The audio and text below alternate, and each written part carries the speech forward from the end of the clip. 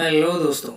कहानी शुरू करने से पहले अगर आपने हमारे चैनल को अभी तक सब्सक्राइब नहीं किया तो सब्सक्राइब कर लीजिए और बेल आइकन दबा दीजिए। इससे हमारी हर वीडियो नोटिफिकेशन सबसे पहले पहुंचेगी आप तक। दोस्तों, खूबसूरती और खूबसूरत शरीर से आप क्या क्या हासिल कर सकते हैं, किन किन ऊंचाइयों पर चढ़ सकते हैं, ये हम देखेंगे इस फिल्म में। ये कहानी एक फैशन मॉडल की। इसका नाम जिया है। जिया पहले फिलाडेल्फिया में रहती थी, पर बाद में वो न्यूयॉर्क शिफ्ट कर गई। यहाँ उसका सपना है कि वो फैशन मॉडल बने।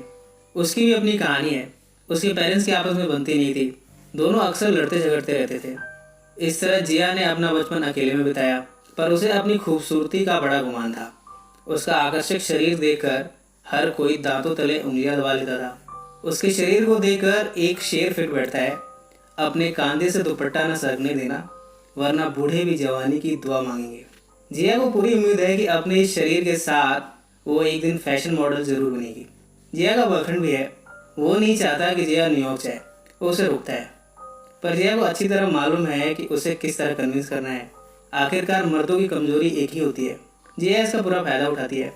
वो यहाँ पहले तो निर्वस्त्र होती है, उसके बाद अपने बॉयफ्रेंड को निर्वस्त्र करती है। इसके बाद दोनों यहाँ संभोग का आनंद लेते हैं। इस घपाघप के बाद जिया का बॉयफ्रेंड उसे फैशन मॉडल बनाने में हेल्प करने के लिए तैयार है। जिया एक एजेंसी के पास जाती है। यहाँ रिसेप्शन पर वो बदतमीजी करती है। चाकू से वो खुद ही अपना नाम लिखती है। इसके बाद रिसेप्शनिस्ट उसे अंदर जाने देती है। इस तरह उसका फ़ोटोशूट शुरू हो गया है। इस फोटोशूट के बाद उसे धीरे धीरे कामयाबी मिलनी शुरू हो गई है। एक पावरफुल एजेंट विलेमिना कूपर से उसकी मुलाकात होती है। जिया ने अपनी अदाओं से और खूबसूरती से यहाँ काफ़ी कामयाबी हासिल कर ली है, पर थोड़े ही टाइम में ही कामयाबी चली जाती है। धीरे धीरे वो डिप्रेशन में आती है। इसके बाद वो ड्रग्स का सेवन करना शुरू करती है।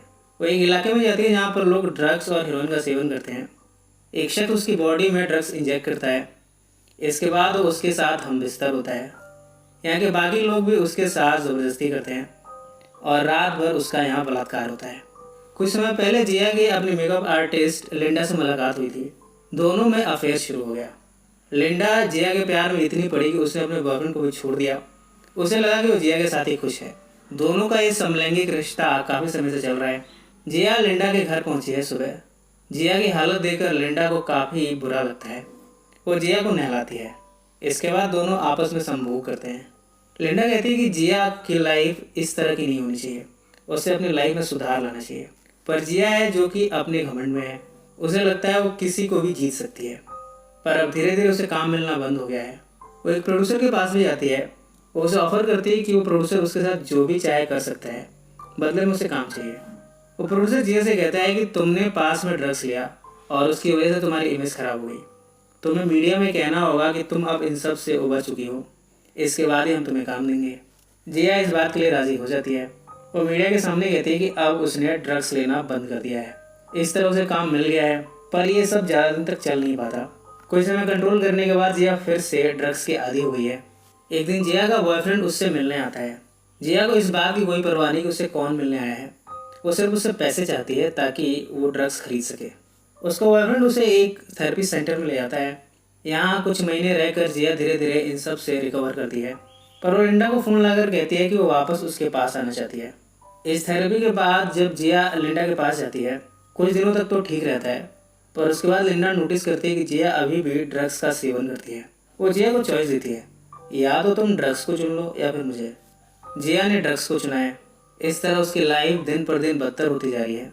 वो अपनी माँ कैथलीन और लिंडा से भी बात करने की कोशिश करती है, पर सब बेकार। अंत में उसने ड्रग्स के साथ साथ हेरोइन का भी सेवन करना शुरू किया।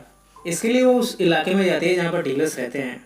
वो डीलर से कहती है कि उसे बहुत सारा हेरोइन और ड्रग्स चाहिए, पर उसके पास पैसे नहीं है।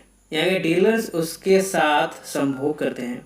यहाँ रात भर उसका बलात्कार होता है और फिर उसे छोड़ दिया जाता है।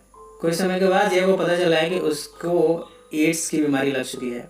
उसे हॉस्पिटल ले जाया जाता है। अपनी लाइफ के अंतिम दिन वो हॉस्पिटल में बिताती है और फाइनली यहाँ मर जाती है।